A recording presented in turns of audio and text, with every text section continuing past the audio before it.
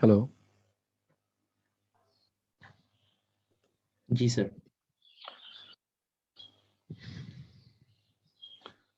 Problem যেদিন শুরু হয় সেদিন একই সব প্রবলেমই একসাথে আসে আর কি। যাই হোক, আবারও প্রবলেম হয়েছিল, ডিসকানেক্ট হয়ে গেছিল আর কি। আবার লগ ইন করলাম। আমরা যেটা বলছিলাম, আমাদের কারেন্ট সোর্সের মানে শর্ট সার্কিট কারেন্ট আমরা এখানে বের করতে চাচ্ছিলাম। এটা বের করাটা তোমাদের কোনো সমস্যা হচ্ছে কিনা এটা একটু দেখো। শর্ট সার্কিট কারেন্ট আমরা যেটা বলছিলাম আইএবি, এটা হচ্ছে 6 অ্যাম্পিয়ার আমরা এখানে পাচ্ছি এবি কে শর্ট করে দিয়ে।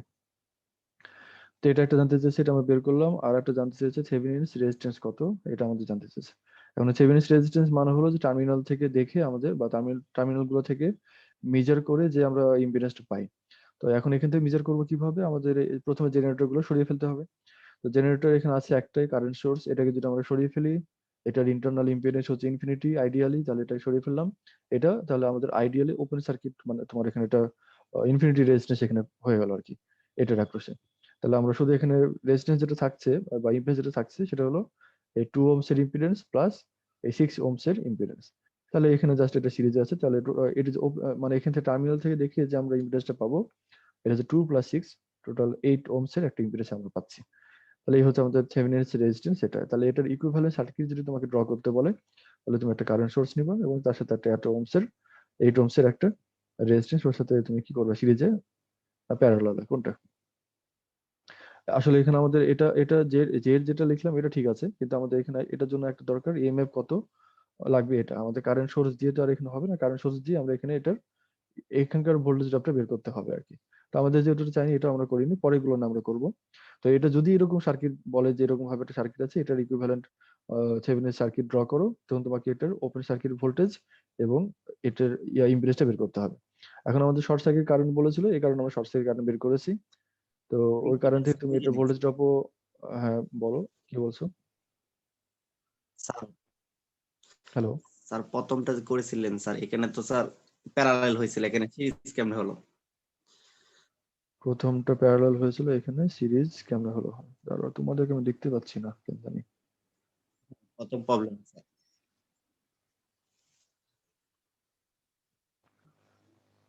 যা কে কথা বলছে আমি এটা দেখতে পাচ্ছি না, এখানে কোনোভাবে এটা কিভাবে থেভেনিনস হয়েছে। রেজিস্ট্যান্স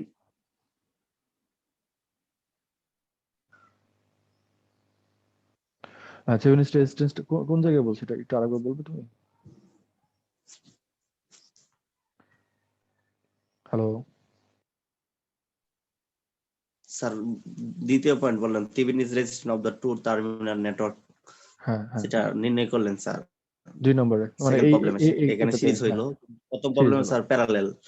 এই দুইটা জিনিস আচ্ছা। স্যার ও আরো আচ্ছা, বলতে। এখানে সিরিজ কেন হলো এই তো। জি আচ্ছা, জি। আমাদের আমাদের সিরিজ কখন হবে প্যারালাল কখন হবে এটা সবসময় আমাদের দেখতে হবে হলো সার্কিট ডায়াগ্রামটা কি আছে। আগে সার্কিট ডায়াগ্রামটা দেখো, এখানে আমাদের আমরা বের করবো কার অ্যাক্রসে, এ বি টার্মিনালের অ্যাক্রসে, তাই না? হ্যাঁ, তোমাকে ধন্যবাদ, তুমি কোশ্চেনটা করেছো আর কি, কারণ এটা বোঝা না থাকলে অবশ্যই কোশ্চেন করতে হবে।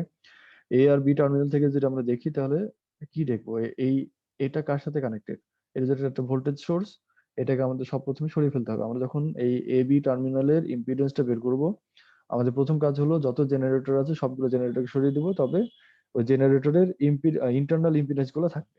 এখন জেনারেটর মানে কি, জেনারেটর মানে হলো এখানে কারেন্ট সোর্স অথবা ভোল্টেজ সোর্স। তো এই ভোল্টেজ সোর্স কারেন্ট সোর্স গুলোকে আমরা সরিয়ে ফেলবো, কিন্তু তার ইম্পিডেন্স গুলো থেকে যাবে। যদি ভোল্টেজ সোর্স হয়, এটার ইন্টারনাল ইম্পিডেন্স হচ্ছে শর্ট সার্কিট মানে জিরো, তাহলে এটা আমরা শর্ট করে দিতে হবে। এটা যদি কারেন্ট সোর্স হয়, তাহলে এটার ইন্টারনাল ইম্পিডেন্স হচ্ছে ইনফিনিটি, তার মানে এটাকে জাস্ট ওপেন রেখে দিতে হবে। তো যেহেতু এখানে একটা ভোল্টেজ লেখা আছে 100 ভি, তার মানে আমরা বুঝতে পারছি এটা একটা ভোল্টেজ সোর্স। তো এই ভোল্টেজ সোর্সের ইম্পিডেন্স কত হবে, তাহলে জিরো। এখন জিরো মানে হলো এটা শর্ট করে দেওয়া, তাহলে এটা যখন আমরা সরিয়ে ফেলছি তার মানে এটাকে শর্ট করে দিচ্ছি। তার মানে হলো যে এ বি থেকে যেটা আমরা দেখি তাহলে দেখবো যে এই দুইটা রেজিস্ট্যান্স প্যারালাল আছে, এই কারণে আমরা এখানে প্যারালালের ফর্মুলা অ্যাপ্লাই করেছি। বুঝছো? ক্লিয়ার হলো কি? শুধু স্যার সরিয়ে ফেলা, স্যার শুধু সরিয়ে ফেলবো, হ্যাঁ, ওপেন সরিয়ে করবো ফেলবো। না। ওপেন আর শুধু সরিয়ে ফেলবো। সরিয়ে ফেলবো আর ওপেন করবো, এটা কখন? আমাদের দেখতে হবে এটা কারেন্ট সোর্স না ভোল্টেজ সোর্স। যদি আমাদের ভোল্টেজ সোর্স হয়, তাহলে এটা সরিয়ে ফেলা মানে এটাকে শর্ট করে দেওয়া। বুঝছো, সরিয়ে ফেলা মানে এটা শর্ট করে দেওয়া। শর্ট কারণ এটা যদি প্যারালাল শর্ট হয় করে তাহলে দাও। প্যারালাল হলো, সিরিজ হলো আর সিরিজ কারেন্ট হলো। বুঝছো?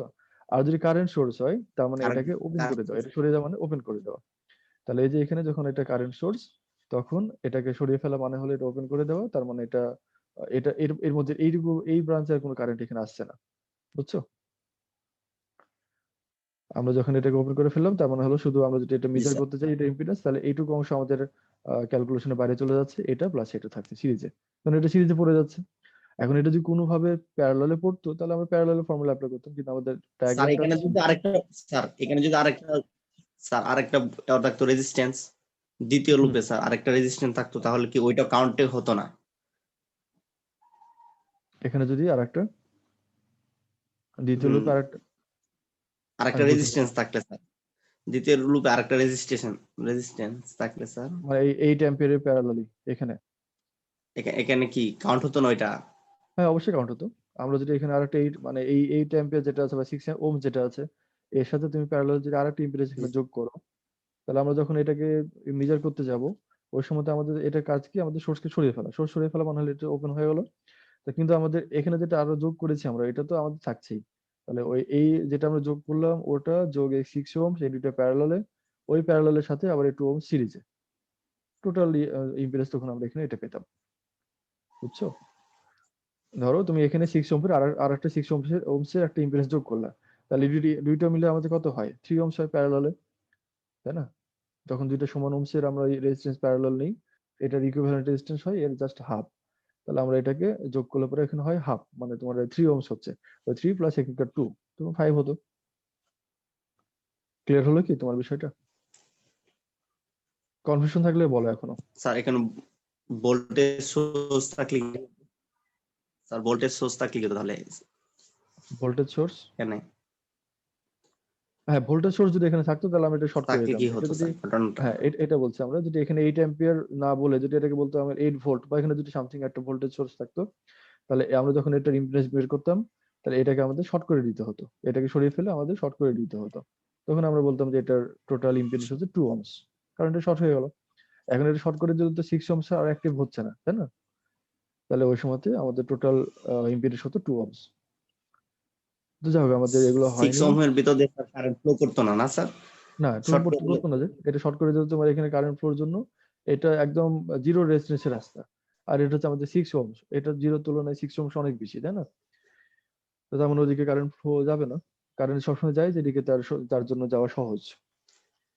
স্যার এখানে যদি আরেকটা থাকতো স্যার ভোল্টেজ সোর্স, বাট কিন্তু স্যার এখানে আহ, আরেকটা রেজিস্ট্যান্স যুক্ত থাকতো, তাহলে কি ঘটনা ঘটতো? ভোল্টেজ সোর্স প্লাস তার সাথে একটা প্যারালাল একটা রেজিস্ট্যান্স, তাহলে একই কথা, ভোল্টেজ সোর্স আর যদি প্যারালাল আরো যদি রেজিস্ট্যান্স থাকে, তো এর সাথে যতগুলোই প্যারালালে থাকুক না কেন, আমরা যদি এখানে ভোল্টেজ সোর্স এটাকে বলতাম তাহলে এটা শর্ট করে দিতাম, তার মানে হলো যে প্যারালাল যতগুলো আছে এটা সবগুলোর জন্যই আমাদের জিরোই হতো আর কি, তাই না? টোটাল এইটুকু অংশের জন্য প্যারালাল ব্রাঞ্চটার জন্য জিরোই পেতাম, কারণ এটা শর্ট করে দিলে তো এর উপর আর কিছু নাই, এটা জিরো, তখন টুই থাকতো। আচ্ছা এগুলো আর একটু বোর্ডে লিখতে পারলে তোমাদের মনে হয় একটু সহজ হতো, বোর্ডে করতে পারলে হয়তো বা। জি স্যার, একটু বুঝতে তোমরা কি সমস্যা হচ্ছে স্যার। বুঝতে কোন পারছো কি জায়গায় এটুকু? কোন জায়গায় এক এক সময় স্যার এক এক জায়গায় সংযুক্ত করলে তো এক এক রকম ঘটনা ঘটবে। হ্যাঁ হ্যাঁ সেটা হবে। তোমাদের এরপরে ক্লাস আছে কি আর নাকি নাই? হ্যালো, আছে স্যার। আচ্ছা তো এরপরে ক্লাসটা না থাকলে আমি হয়তো এখনই তোমাকে ইমিডিয়েটলি বোর্ডে নিয়ে যেতে পারতাম তোমাদেরকে। যাক তাহলে আজকে এটা হলো না, যেহেতু এটা বললে আমি এরপরে সামনের ক্লাসে চাইবো এটা বোর্ডে আরেকবার করতে আর কি। তারপর এখন এটুকু এমনি বুঝতে পারলে কিনা যেটুকু বললাম, ওভারঅল এটুকু বুঝতে পারছো কিনা? আমাদের কারেন্ট সোর্স মানে ধরে নিতে হবে যে কারেন্ট সোর্সের ইম্পিডেন্স হচ্ছে ইনফিনিটি, আর ভোল্টেজ সোর্স মানে হলো ধরে নিতে হবে ভোল্টেজ সোর্সের impedance zero, internal impedance zero. আমাদের যখন এই টার্মিনালের ইম্পিডেন্স গুলো মেজার করব, ওই সময় তো সব রকমের সোর্সকে সরিয়ে ফেলবো। এই সরিয়ে ফেলা মানে হলো জাস্ট এখানে কারেন্টের ভ্যালুটা বা ইএমএফ এর ভ্যালুটা চলে যাবে, কিন্তু এর যে ইম্পিডেন্স যেটা থাকবে মানে ছিল আর কি, ওটা থেকে যাবে আর কি। তো ভোল্টেজ সোর্স হলে এটা ভোল্টেজের ভ্যালুটা চলে গেল, কিন্তু এটা শর্ট সার্কিট হয়ে যাবে কারণ এটা ইম্পিডেন্স জিরো। কারেন্ট সোর্স মানে হলো এটা কারেন্টের অ্যাম্পিয়ার মানে ভ্যালুটা চলে যাবে, অ্যাম্পিয়ার ভ্যালুটা আমরা লিখবো না, কিন্তু এটা হয়ে যাবে ওপেন, মানে এটা ইম্পিডেন্স থাকবে জিরো, সরি ইনফিনিটি আর কি। তুমি যে কোশ্চেন করছো তুমি কি এর আগের ক্লাসগুলো করেছিলে? আমি তোমাকে দেখতে পাচ্ছি না যদিও, আমি নামও বুঝতে পারছি না। আগের ক্লাসগুলো কি করেছিলে? স্যার আগের কয়েকটা ক্লাস করে থেভেনিন থিওরেম ক্লাস করেছিলাম। ও আচ্ছা, হেলালুদ্দিন কোশ্চেন করছো। হ্যাঁ, তো এটা তো তাহলে বোঝা উচিত তোমার। আচ্ছা, একটু জি দেখো, তোমরা স্যার, একটু চেষ্টা করবে এরপরে। হ্যাঁ, আর আরো যদি সমস্যা থাকে আরো বলো আর কি। আমরা তাহলে এরপর 3 নম্বর প্রবলেমে যাই। আমাদের 3 নম্বর ইনফিনিটি আর জিরো নিয়ে সমস্যা হতো। ইনফিনিটি আর জিরো নিয়ে সমস্যা হচ্ছে। আর কারো কি সমস্যা হচ্ছে ইনফিনিটি আর জিরো নিয়ে? হেলালুদ্দিন কোশ্চেন করলো ইনফিনিটি এবং জিরো নিয়ে। তোমাদের আর কারো প্রবলেম হচ্ছে কিনা ইনফিনিটি এবং জিরো, মানে কখন কোনটা হচ্ছে এটা নিয়ে?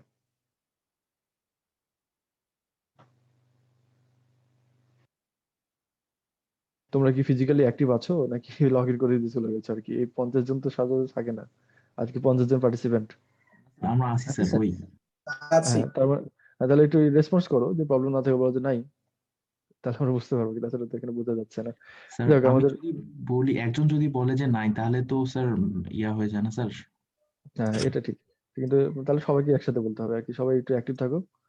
যারা নাই থাকবে তারা সবাই একসাথে বলবো নাই। আছে থাকলে তো বলবো যে সবাই যে একসাথে আছে। একটু রেসপন্স করো আর কি। তোমার নিজেরটা জানিয়ে দাও, বাকিগুলো সবাই জেনে যাবে আর কি। বুঝছো, তোমার নিজের উত্তরটা তুমি জানিয়ে দিবা। আর আর কে বললো না বললো এটা দেখা দরকার নেই, চিন্তা করার আচ্ছা দরকার স্যার। নেই। আচ্ছা, ঠিক আছে। তাহলে আমরা এরপরে কি করবো, প্রবলেম 3 তে যাই। আর হ্যাঁ, তুমি হেলালুদ্দিন যেটা বলছো, আমি এটা বোর্ডে তোমাকে আমি সামনের দিন আবার এটা বোঝাবো। আজকে যেহেতু সময় খুবই কম, আবার একটা প্রবলেম এখানে করি। আর যদি এরপর পরে যদি তুমি থাকো, আমি এরপরে থাকবো, আমার সমস্যা নেই। আজকেও হতে পারে এটা। তাহলে এরপরে প্রবলেম 3 তে আমরা আসি। Obtain Thevenin's equivalent circuit for network shown in figure 1A। মানে আমাদের এখানে এই এ তে যে আমাদের সার্কিট ডায়াগ্রাম যেটা দেখছি, এটার ইকুইভ্যালেন্ট থেভেনিনস সার্কিটে আমাদের নিয়ে যেতে হবে। তো এর জন্য আমাদের কি কি দরকার? দুইটা জিনিস দরকার। একটা হচ্ছে ওপেন সার্কিট ভোল্টেজ কত, এবং ওই টার্মিনাল গুলো থেকে দেখলে এর ইম্পিডেন্স কত। বুঝছো, থেভেনিন সার্কিটের জন্য আমি বারবার বলছি, এটার জন্য আমাদের দুইটা জিনিস দরকার হবে সবসময়। একটা হচ্ছে এর ওপেন সার্কিট ভোল্টেজ, এবং এর টার্মিনাল গুলো থেকে দেখলে ইম্পিডেন্স। তাহলে আমরা যখন এর ওপেন সার্কিট ভোল্টেজ বের করতে চাইবো, তখন আমাদের কি কি দরকার হবে? দেখো, এখানে ভোল্টেজ সোর্স আছে কয়টা? একটা হচ্ছে 3 ভোল্টের একটা সোর্স, এখানে 3 ভোল্টের আরো একটা সোর্স, এবং একটু কমপ্লেক্স একটা সার্কিট ডায়াগ্রাম এখানে হয়ে আছে আর কি। এখন এটা সলভ করার জন্য আমরা যেটা করব সেটা হলো যে, এখানে দেখো এর অ্যাক্রসে যে কোনো কারেন্ট কি ড্রপ হবে, সরি ভোল্টেজ কি ড্রপ হবে অন ওহমস এর অ্যাক্রসে? আমাদের এখানে সবকিছু তুমি চিন্তা পারতো, মনে করো এখানে কোনো একটা সোর্স আছে, ইএমএফ সোর্স আছে। তো এখানে কোনো আমরা লোড লাগাইনি, আমরা না এখন স্যার। পর্যন্ত এ বি তে কোনো ইএমএ একটা লোড আমরা এখানে লাগাইনি। তাহলে অন ওহমস এর যে রেজিস্টরটা এখানে আছে, এর অ্যাক্রসে কোনো ভোল্টেজ ড্রপ হবে না। কেন হবে না? কারণ এখানে যেহেতু লোড না লাগানো থাকে, তার মানে এটা ওপেন সার্কিট হয়ে আছে।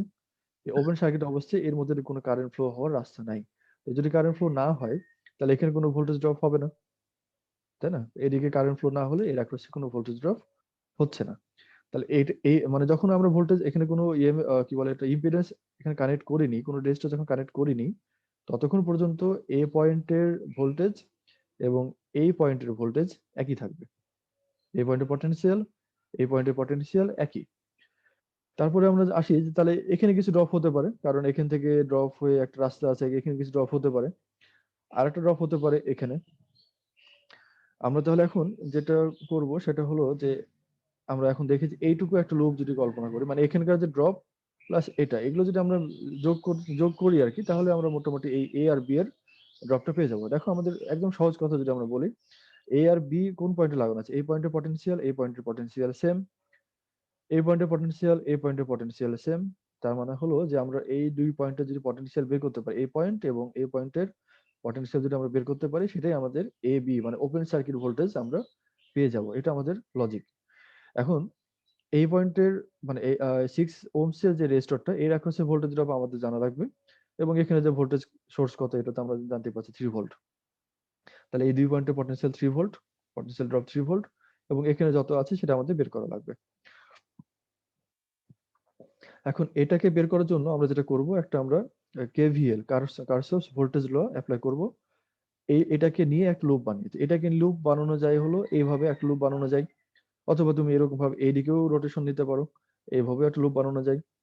তাহলে এটা হচ্ছে 10 ওহমস এর একটা রেজিস্টর, এটা 6 ওহমস এর একটা রেজিস্টর, এখানে একটা ভোল্টেজ সোর্স, তার মানে এটা ইন্টারনাল ইম্পিডেন্স 0, এখানে আবার একটা 2 ওহমস এর একটা রেজিস্টর আছে, আবার এখানে 3 ভোল্টের একটা ভোল্টেজ সোর্স আছে এখানে আর কি। তো এখন এটা নিয়ে এই লুপের মধ্যে যদি আমরা কার্সফ ভোল্টেজ ল যদি অ্যাপ্লাই করি, কার্সফ সেকেন্ড ল যেটা, এটা যদি অ্যাপ্লাই করি, তাহলে এর এর ধরে নিই যে এর মধ্যে দিয়ে আমাদের আই কারেন্ট ফ্লো হচ্ছে, এই লুপ দিয়ে আই কারেন্ট ফ্লো হচ্ছে টোটাল। তাহলে ওই 10i এটার জন্য হবে 6i, এখানে আমাদের 3 ভোল্ট, এখানে 2i, আর এখানে 3 ভোল্ট। দেন এই এই আমাদের ভোল্টেজ ড্রপ গুলা। এখন আমরা সাইন সহ যদি এখানে ইকুয়েশনটা লিখি, তাহলে কি লিখতে হবে? ধরো যে এটা এটা হচ্ছে আমাদের পজিটিভ ডিরেকশন, তাহলে 10i প্লাস 6i, এটাতে 0, তারপর এখানে আবার এখানে চলে আসবে কত? 2i। তাহলে কারেন্ট এবং রেজিস্টরের গুণফল গুলো যদি আমরা যোগ করি, তাহলে এই ইকুয়েশনটা হচ্ছে এরকম যে 10i plus 6i plus 2i, এই তিনটা রেজিস্টরের জন্য আমরা তিনটা পেলাম। এখন তারপর এটা সমান হবে ওই লুপের মধ্যে যতগুলো ইএমএফ সোর্স আছে। তো যতগুলো ইএমএফ সোর্স আছে সেটা আবার ইয়া সহ মানে সাইন সহ। তো আমরা যদি এই দিকটা যদি পজিটিভ ধরে রাখি, তো ধরো আমাদের এটা পজিটিভ কোনটা হবে? এটা আমাদের পজিটিভ, কারেন্ট ফ্লো দিক থেকে যাচ্ছে। তাহলে এটা যে ইএমএফটা, এটা হচ্ছে আমাদের পজিটিভ, তাহলে পজিটিভ 3 ভোল্ট আমরা এখানে লিখলাম।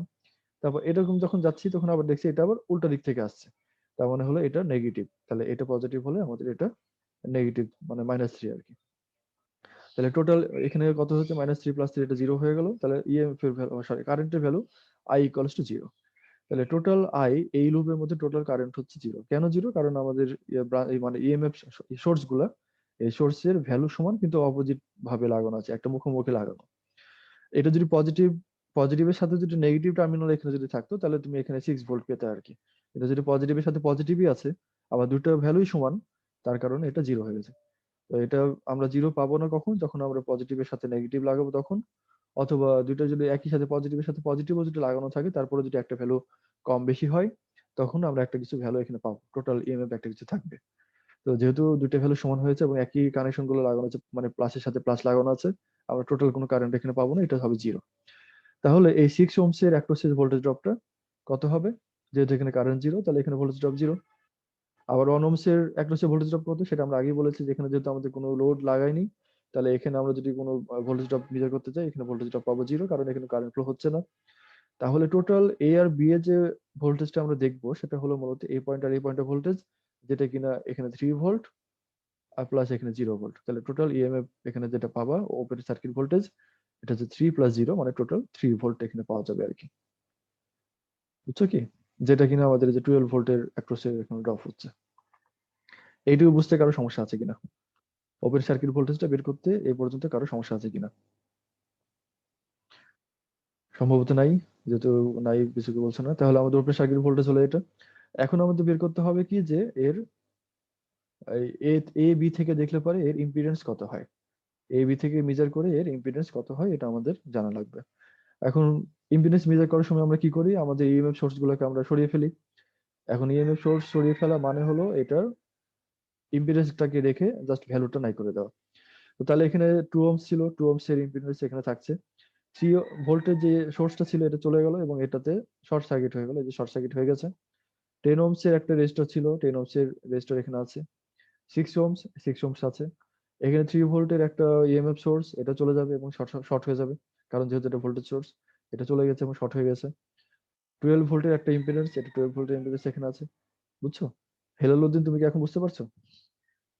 দেখো আমাদের ছবি যেটা বোর্ডে যাওয়ার কথা ছিল, সেটা এখানে এই ফিগারের জি মাধ্যমে স্যার, হয়ে যাচ্ছে হালকা আমাদের।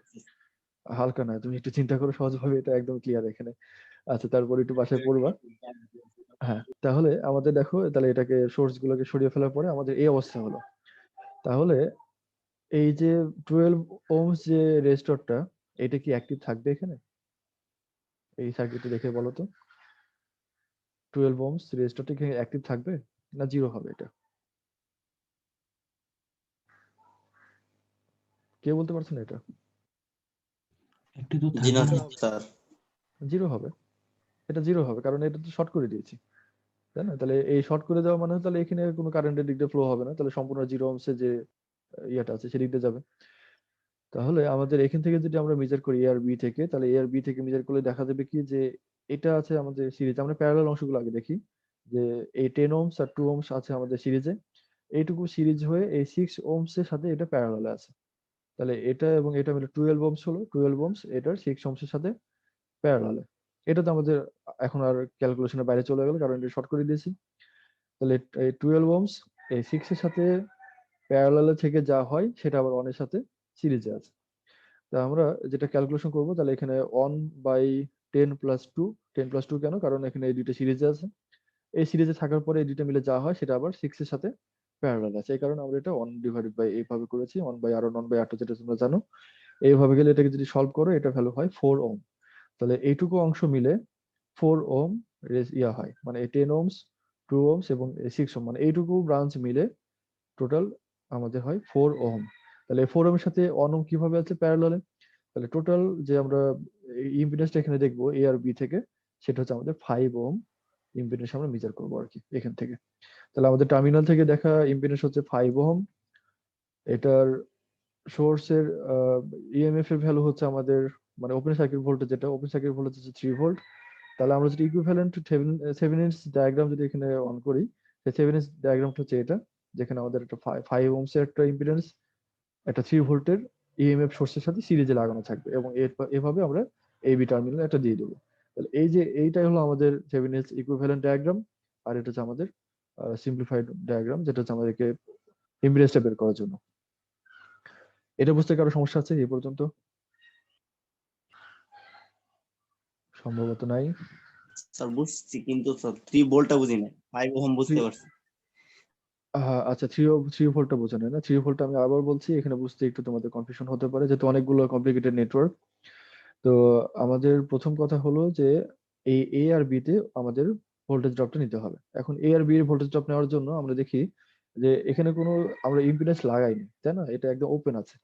এই ওপেন থাকা অবস্থায় এখানে কোনো ধরনের কারেন্ট ফ্লো হবে না। যদি কারেন্ট ফ্লো এই ব্রাঞ্চে না হয়, তাহলে দেখো এইটুকুর মধ্যে দিয়ে কোনো কারেন্ট যাচ্ছে না, 1 ওহমস এর মধ্যে দিয়ে। তাহলে এই পয়েন্টের পটেনশিয়াল আর এই যে এখানকার যে নোড, এই নোডের পটেনশিয়ালটা একই। তাহলে আমাদের এই মধ্যে দিয়ে কোনো কারেন্ট ফ্লো হচ্ছে না। তাহলে আমরা এই পয়েন্টে এ আর বি এর পটেনশিয়াল মেজার করা মানেই হলো এ পয়েন্ট এবং এই পয়েন্টের পটেনশিয়ালটাকে মেজার করা। এটা বুঝতে পারছো? আমি যেটুকু যাচ্ছি আমার সাথে আগে চলো, তাহলে একটু বুঝতে পারবে আর কি। এ আর বি এর পটেনশিয়াল মেজার করা মানে হলো এ পয়েন্টের এবং এই পয়েন্টের পটেনশিয়ালটা মেজার করা। এইটুকু বুঝতে পারছো কিনা? হেলাল, কথা বলতে হবে। জি স্যার, বুঝতে পারতেছি। হ্যাঁ, আচ্ছা। তাহলে এখন আমাদের পটেনশিয়ালটা এখানে কি করে বের করতে পারি দেখো। তাহলে এখানে আমাদের এটাতে ড্রপ প্লাস এটাতে ড্রপ, এই দুটো মিলে যে ড্রপ হবে সেটা হচ্ছে আমাদের এই দুই পয়েন্টের পটেনশিয়াল ড্রপ আমরা পাবো। তো তাহলে এই ড্রপ গুলো বের করার জন্য আমরা যেটা করব, এখানে একটা লুপ কল্পনা করি, এই যে যেটাকে ড্রপ গুলো আমরা বের করতে চাই, এটা নিয়ে একটা লুপ গঠন করি। সেই লুপের কারেন্ট কত হয় এটা বের করব, সেই কারেন্ট দিয়ে একে গুণ করলে পরে আমরা এই ড্রপটা পেয়ে যাব। এই কারণে আমরা লুপ গঠন করছি আর কি। সবকিছু একটা উদ্দেশ্য থাকে, আমরা এইভাবে এটা উদ্দেশ্য নিচ্ছি যে লুপ গঠন করার উদ্দেশ্যটা কি, যে এখানে কারেন্টটা জানতে চাই, সেই কারেন্ট দিয়ে একে গুণ করলে আমরা এর ইএমএফটা পেয়ে যাব, সরি পটেনশিয়াল ড্রপটা পেয়ে যাব।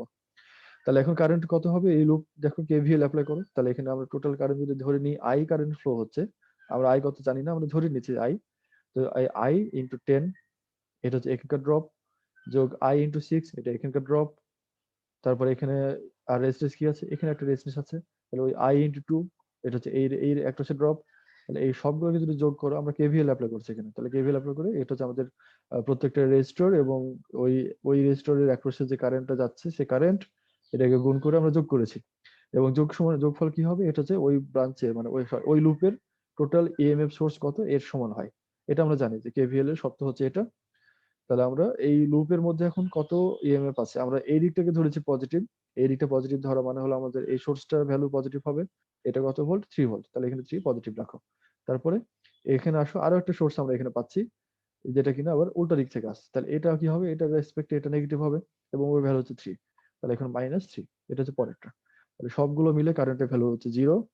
তাহলে আই ইকুয়ালস টু হচ্ছে এখানে 0। তাহলে এখানে সবগুলো আই নিলে, আই এর ভ্যালু কমন নিলে কি হয়? এখানে 6 প্লাস, এখানে ইনফিনিটিও যদি হয়, আই এর ভ্যালু সমান কত হবে? এখানে 0 হবে। তাহলে ওই 0 দিয়ে যদি তুমি একে গুণ করো, তাহলে 6 ওহমস এর অ্যাক্রসে ভোল্টেজ ড্রপ হচ্ছে 0। তাহলে এখানে কোনো ড্রপই আসলে হচ্ছে না। তাহলে ড্রপ যদি না হয়, তাহলে আমাদের এই পয়েন্টের পটেনশিয়াল আর এই পয়েন্টের পটেনশিয়ালও আবার বলা যায় একই। তাহলে আমরা এ বি এর পটেনশিয়াল মেজার করা মানেই হলো এই 12 ভোল্ট অ্যাক্রসে মেজার করা, বা এই 3 ভোল্টের যে পটেনশিয়াল সেটাই। তাহলে এ বি এর অ্যাক্রসে যে পটেনশিয়াল আমরা পাবো, বা ওপেন সার্কিট ভোল্টেজ যেটা পাবো, এটা জাস্ট 3 ভোল্ট। এইটুকু আমরা বলেছি। এখন ক্লিয়ার হলো? আচ্ছা, একটু পড়বে। যদি স্যার কারেন্ট ফ্লো করতে এখানে 0 না হতো স্যার, আই যদি আই জিরো না হতো স্যার তখন কি হতো? আই যদি জিরো না হতো, তাহলে জিরো না হলে আমরা ওই আই যেটা হতো সেটা দিয়ে 6 কে গুণ করতাম, গুণ করার পরে সেখান থেকে আমরা এর সাথে যোগ করে এর সাথে আমরা তুমি বলতাম যে এর অ্যাক্রসে ভোল্টেজ হবে যে এটা, বুঝছো? আই যদি জিরো না হতো তাহলে আমাদের এখানকার ড্রপ এবং এখানকার ড্রপ সবগুলো আমাকে এখানে আমলে নিতে হতো আর কি। জি স্যার, বুঝতে ক্লিয়ার? পারছি। আচ্ছা, তো এটা একটু করবে বাসা তোমরা। তাহলে আর একটা কি জানি বলতে যাচ্ছিলাম, ভুলে গেলাম আর কি। যাক, তো এটুকু একটু পড়ো তোমরা। আমাদের আরো কিছু প্রবলেম আছে, এটাকে আমরা সামনে আগাবো না তোমাদের ছেড়ে দেবো আর কি? স্যার 3 নম্বর প্রবলেমটা স্যার 12 ওহম রেজিস্ট্যান্সটা নিয়ে কি ইম্পিডেন্স স্যার পাস? বুঝিনি, অনেকগুলো কথা বলে ফেলি। ইম্পিডেন্স আবার পালস কোথা থেকে আসলো? স্যার এখানে স্যার পালস 12 ওহম যে স্যার রেজিস্ট্যান্সটা আছে স্যার, সেই হ্যাঁ, 12 ওহম রেজিস্ট্যান্সকে নিয়ে কি আমরা যে ফাইনাল যে ইম্পিডেন্সটা পেলাম সেটা কি পাস? 12 ওহমসটা আমাদের এখানে আমাদের ক্যালকুলেশনের বাইরে থাকবে। কেন বাইরে থাকবে? কারণ হলো আমাদের টোটাল যে মানে আমরা যখন ইম্পিডেন্সটা মেজার করতে যাবো, ওই ইম্পিডেন্স মেজার করার শর্ত হলো যে সোর্স গুলোকে সরিয়ে ফেলে ওটার ইম্পিডেন্সটা শুধু রাখতে হবে। ভোল্টেজ সোর্সের ইম্পিডেন্স কত তুমি বলো তো? 0। জিরো। তাহলে তুমি যখন এটাকে সরিয়ে ফেললা, এর মানে হলো এখানে একটা লাইন টেনে দাও, মানে শুধু তার দিয়ে শর্ট করে দাও, তাই না? আবার একই রকম ভাবে যখন এটাকে সরিয়ে ফেললা, তার মানে হলো এটাকে এর ভ্যালুটা সরিয়ে দাও, এই সিম্বলটা হটিয়ে ফেলো এবং এখান থেকে এটা তার দিয়ে কানেক্ট করে দাও। তাহলে যদি এটা শর্ট করে দিই তাহলে এটা কি আর কোনো আমলে থাকবে? আর এরকম ক্যালকুলেশন আমাদের দরকার হবে বলো তো? এটা তো জিরো, শর্ট করে দিলাম, তাহলে তুমি যেখানে যত রেজিস্ট্যান্স তুমি লাগাও আর কোনো লাভ নেই, কারণ এটা জিরো হয়েছে, ওদিকে কোনো কারেন্ট ফ্লো হবেই না, জাস্ট এদিকটা চলে যাবে। জি স্যার। বুঝছো? এখন এটা যদি একদম জিরো না হয়ে জিরোর কাছাকাছি, তবে জিরো না, যদি এরকম কন্ডিশন হতো তাহলে আমরা বলতাম যে এটা এটা আমাকে দুইটাই নিতে হবে তখন। কিন্তু সামথিং এখানে এখানে যদি একটা ভ্যালু হয় 0.001 বা সামথিং 0.0001, এটা জিরোর উপরে যে কোনো একটা ভ্যালু যদি হয়, তাও আমরা বলবো যে এখানে কিছু হলো কারেন্ট ফ্লো হবে, তখন আমাদের এটা অবশ্যই আমলে নিতে হবে। কিন্তু আমরা যে এখানে বলছি একদম জাস্ট জিরো, জিরো মানে এখানে জাস্ট এদিকে কোনো কারেন্ট ফ্লো হবেই না, আমরা এটা আর কি থাকা না থাকে কোনো ব্যাপার না, আমরা এটাকে সরিয়ে ফেলবো, কোনো ব্যাপার না। হ্যাঁ, তাহলে আমাদের ক্যালকুলেশন বাইরে চলে যাচ্ছে, এটা 12 ওহমস যেটা, এটা ক্যালকুলেশনের বাইরে থাকবে তখন। আচ্ছা, তাহলে এভাবে একটু তোমরা এটা পড়ো। আমরা এরপরে প্রবলেম যেগুলো আছে এই 5টা 7টা প্রবলেম আমরা এখানে দিয়েছি আর কি, 7টা প্রবলেম সহ তোমাদেরকে আজকে নোটটা দিয়ে দেবো, তোমরা এটা পড়বে এবং এরপরে যদি বুঝতে অসুবিধা হয় আমরা এখান থেকে আবারও আলোচনা করব, আর না হলে আমরা তারপরে এগিয়ে যাবো আর কি। তো এগুলো ভালো মতো পড়বে, এই 7টা প্রবলেম যদি পড়ো তাহলে আমাদের মানে থেভেনিনস থিওরেম বুঝতে আমাদের আর কোনো বাধা থাকবে না আর কি, আমরা বুঝে ফেলবো সম্পূর্ণটাই। আমাদের কিছু বেসিক এখানে আছে, এটা বললে পরে আমাদের ক্লিয়ার হয়ে যাবে। তো যাই হোক, আমাদের তাহলে শেষ করি। আর তোমাদের অ্যাটেন্ডেন্স এর কথা যেটা, তোমরা জানো যে এখন অ্যাটেন্ডেন্স কাউন্ট হবে, তো কি অ্যাটেন্ডেন্স নিতে হবে নাকি?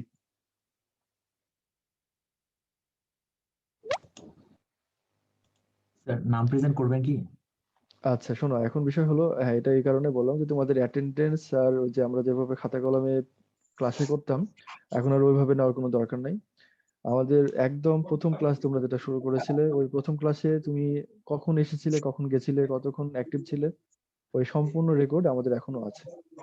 আর এগুলো সবগুলো অটোমেটিক রেকর্ডেড হয়, আমাদের সিস্টেমটা এরকম। তো সেক্ষেত্রে আমাদের ওই খাতা কলমে নাম প্রেজেন্ট করার কোনো দরকার নাই। তোমরা কতক্ষণ অ্যাক্টিভ ছিলে, এই অ্যাক্টিভের সময়টা পর্যন্ত আমাদের যে এখানে রেকর্ড থাকছে, ওটা সবই রেকর্ড আছে আর কি, তোমাদের অটোমেটিক অ্যাটেন্ডেন্স হয়ে গেছে, এটা আর তোমাদের লাগবে না।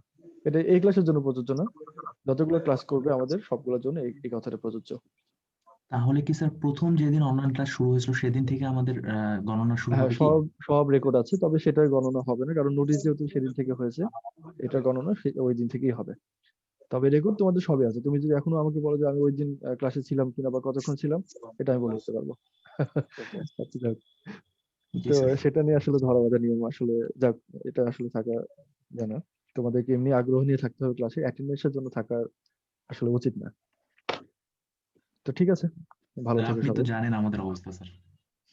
না, ওটাই আর কি, আমাদের ফাঁকি দেওয়ার একটু অভ্যাস আছে সবারই, এটা ফাঁকি দেওয়ার অভ্যাসটা কমাতে হবে আমাদের ভালোর জন্যই আর কি। তো ঠিক আছে, ভালো থেকো সবাই।